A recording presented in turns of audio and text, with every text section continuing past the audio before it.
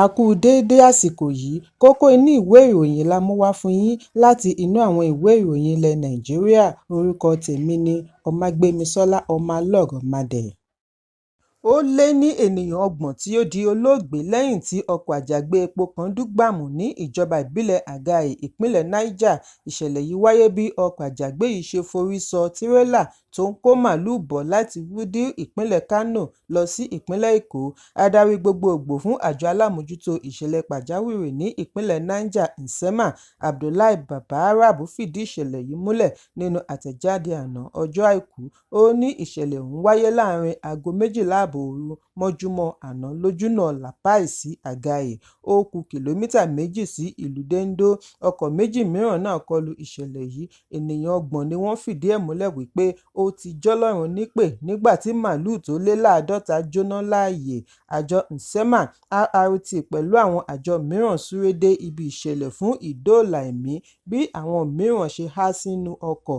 Gómìnà ìpínlẹ̀ Mohammed Umaru Bago ti fi ìbánikẹ́dùn rẹ̀ hàn sí ìṣòfò ẹ̀mí àti dúkìá tí ó wáyé, bí ó ti pè fún àlàáfíà ní agbègbè tí ìṣẹ̀lẹ̀ yìí ti wáyé. Ẹ̀kúnrẹ́rẹ́ ìròyìn yìí wà nínú ìwé ìròyìn Vanguard tó jáde lónìí.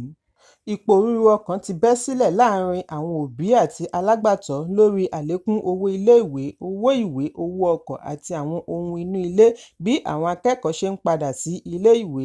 Níbi ìfọ̀rọ̀wánilẹ́nuwò pẹ̀lú akọ̀ròyìn NANI ni àwọn òbí kan ti fi ẹ̀dùn ọkàn wọn hàn bí wọ́n ṣe ń palẹ̀mọ́ fún iléèwé àwọn ọmọ láàrin ìṣòro ọrọ̀ ajé tó ń lọ lórílẹ̀-èdè.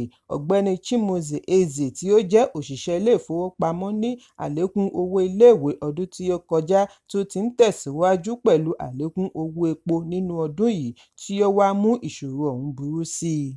Jessica Nana, ìyá ọlọ́mọ 2 náà kérora lórí bí ohun gbogbo ṣe gbówó lórí bí ó ṣe ń palẹ̀mọ́ àwọn ọmọ rẹ̀ fún ìpadàwọlé ilé-ìwé.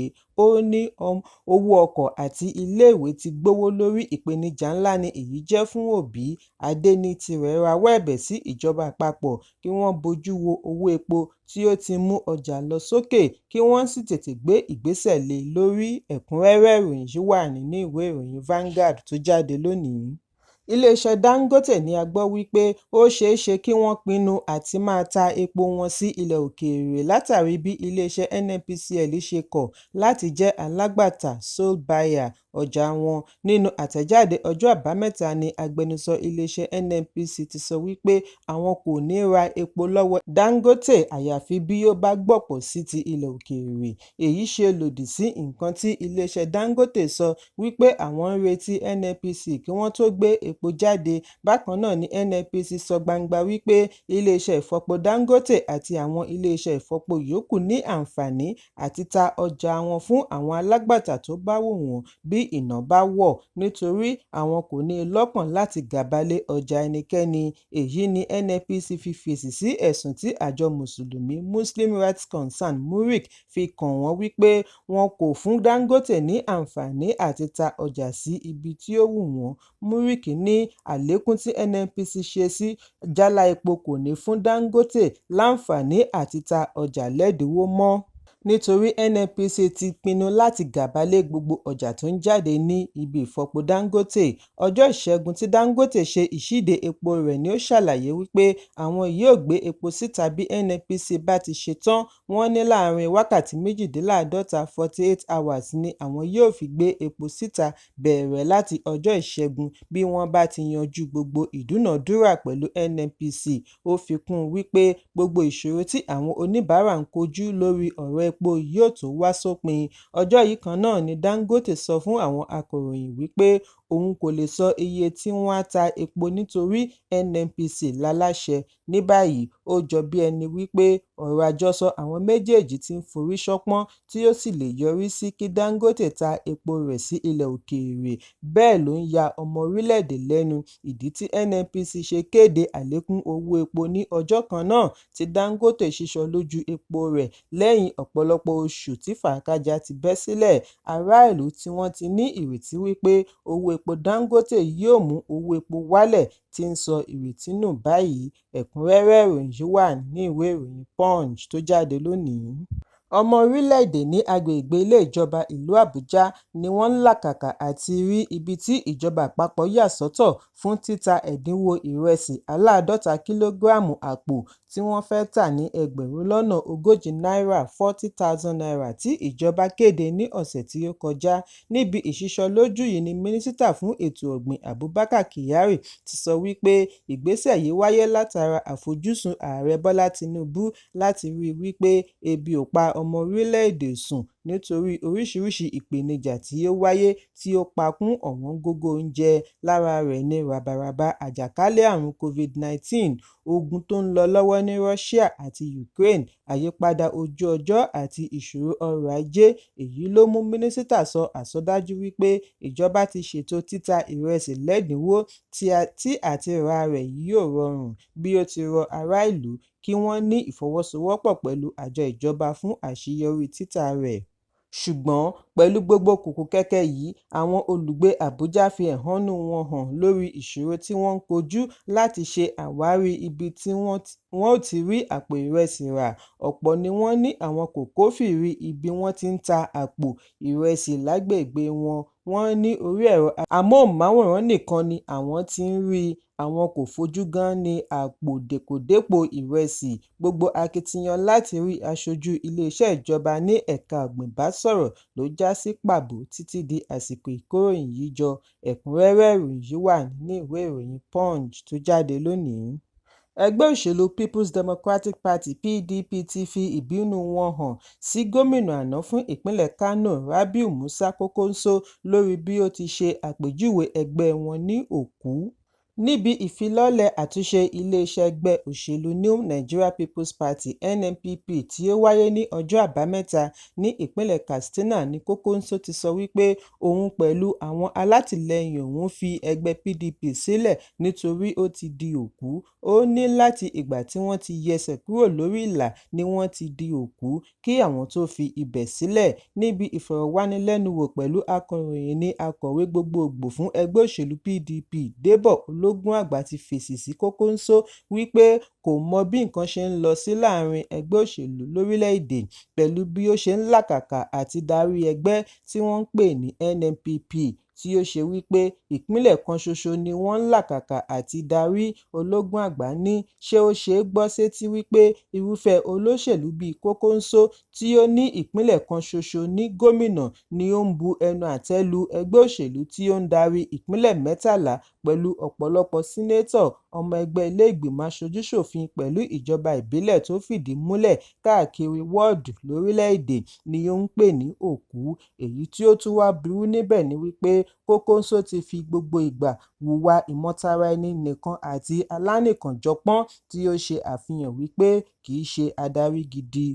Ó ní ó ṣeni láàánú wípé Kwankwaso ń sọ èyí ní àkókò tí ọmọ orílẹ̀-èdè àti PDP ń sọ̀rọ̀ lórí ìrora tí ọrọ̀ ajé orílẹ̀-èdè dá sílẹ̀, àkókò tí ọmọ orílẹ̀-èdè pẹ̀lú ìpínlẹ̀ Kano tí Kwankwaso fúnra rẹ̀ ti wá ń kú ikú àìtọ́jọ́ nítorí ebi, àkókò tí ọ̀pọ̀ ń pàdánù okòòwò tí owó náírà wọ N1,600 tako owó dọ́là, tí inflation kọjá sí 34% àti àlékún owó jálá epo sí N1,200.